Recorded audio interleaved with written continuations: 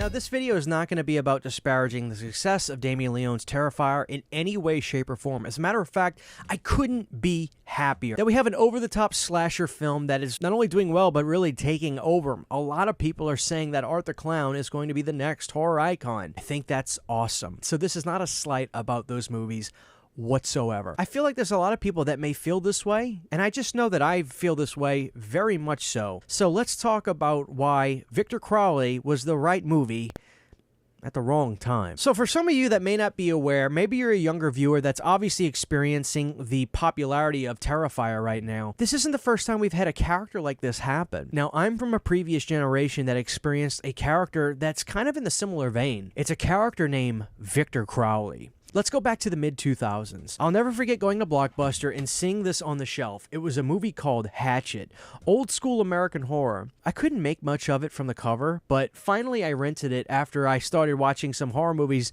on a big way, like the Friday the 13th films, and then I learned that wow, Kane Hodder, the guy who plays my favorite Jason, plays this character named Victor Crowley. This is incredible. I fell in love with Hatchet. Hatchet was my first time seeing what Adam Green described as slasher movie parodies, but not in the way that you're necessarily just making fun of horror movies, but really making fun of the gore sequences. Obviously, in the 80s, that became a big time for horror movie gore. Guys like Tom Savini, Rick Baker, and others were making a living and becoming super successful off of this genre and becoming household names. But what Hatchet did was take things to the 10th or more so 11th degree. The opening of Hatchet sees Victor Crowley taking this person's mouth from top to bottom and ripping it all the way open, almost stretching it out like an accordion. It is one of the most insane things I've ever seen. Things would carry on with Hatchet 2, which I think is one of the best over-the-top slasher movies I've ever seen. In that genre of the slasher parody, I don't think you can get much better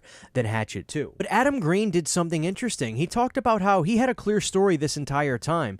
So I wasn't surprised when Hatchet 3 came out, continuing off with Victor Crowley and characters that we saw from previous films, and there we go. I thought it was over until finally around 2017 when Adam Green secretly made Victor Crowley the 4th Hatchet film.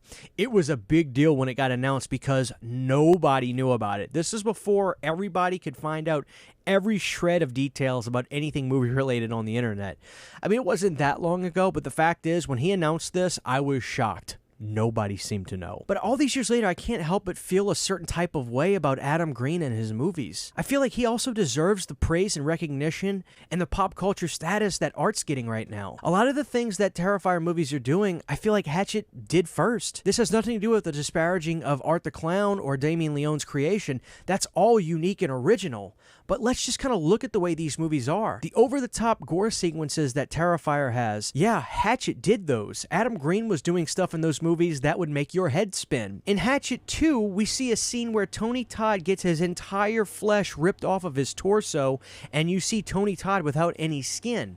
We also see John Buechler have his entire colon ripped out of him, stretched out, and then he gets choked out with his colon. Over the top is an understatement. There was also some really funny sexual kills that we would see. Obviously, in Terrifier, we're seeing stuff where people are having sex in a shower and getting chainsawed up. There's one scene where a guy's giving a girl doggy style, and then Victor Crowley chops the guy's head off. And you know the expression of a chicken running with its head cut off? Well, you can figure out the rest. Adam Green was doing incredible things in this kind of genre that made me laugh so hard and made me so entertained. There were other things that he did too, like having a clear vision. I give Damien Leone so much credit for saying that he has an idea of where these movies were going from the start. That's a guy that really loves what he's doing, and Adam Green was no different. He talked about from the start when he created Victor Crowley and he had the first movie come out, he had an outline. He knew where he wanted to go. He had things mapped out, which is just so cool to think about. Again, Adam Green is a lot like Damien Leone. This is a guy that has a creation that he made and is super proud of it and will never shy away from it. And another thing that's really cool we're seeing with the Terrifier films is seeing horror legends in these movies. By now, I think most of you have seen Terrifier 3, so you know that people like Tom Savini had cameos in Terrifier 3. In Terrifier 2, we saw other people, like Angela from Sleepaway Camp. She was in here, and those were always fun moments. I think as horror fans, we love seeing the cameos from people we love. Adam Green Green did this to the 10th degree in the Hatchet films. There's even an amazing scene in Hatchet 2 when Reverend Zombie, played by Tony Todd, is having this get-together with all these people that are around New Orleans to try to get them to go together and try to stop Victor Crowley. They pan through the guys sitting down, and you'll see people like the guys who played Leatherface, you'll see Lloyd Kaufman, you'll see Tom Holland in Hatchet 2, the director of Fright Night and Child's Play. Adam Green did all of that sort of stuff. So I guess you're probably saying, well, Christian, what is your point with all this? Well, my point is, I just really want to see Adam Green get more flowers today for his Hatchet films rather than when they were coming out. He was doing things that made me as a horror fan just have my jaw hit the floor every time. Being like, oh my God, that's so-and-so in this movie. Oh, that's so-and-so. Here's Danielle Harris. Seeing all these cool horror characters in these movies was so cool. But then there was this fateful tale about how Hatchet was going to go to the theater. Obviously, we're seeing now how incredible it is with Terrifier 2 and 3 hitting theaters. Terrifier 2 took over the world. I was driving to work listening to Howard Stern, and Howard Stern was talking about Terrifier 2. It took over everything. It was in the newspapers, on the news. My parents were talking to me about this movie. They were like, what is this clown movie that's going on? Well, back in the day when Hatchet 2 was coming out, the movie was going to play in AMC theaters. I have a buddy that actually told me he managed to go the opening night and the house was packed.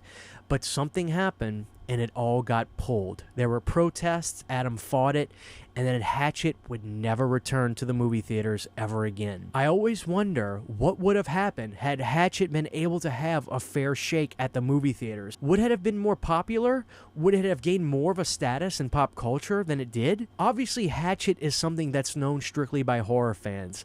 People are finding out about Art the Clown because of how much press and how much it's genuinely grassroots taking over everything. And I thought Hatchet had all the right reasons to do the same thing. But unfortunately, it didn't. And it breaks my heart. Again, this is no way to disparage the success of anything with Terrifier. Damien and the team deserve everything they're getting. They earned it. My point is, I feel Adam Green also earned it, and I want Hatchet to come back.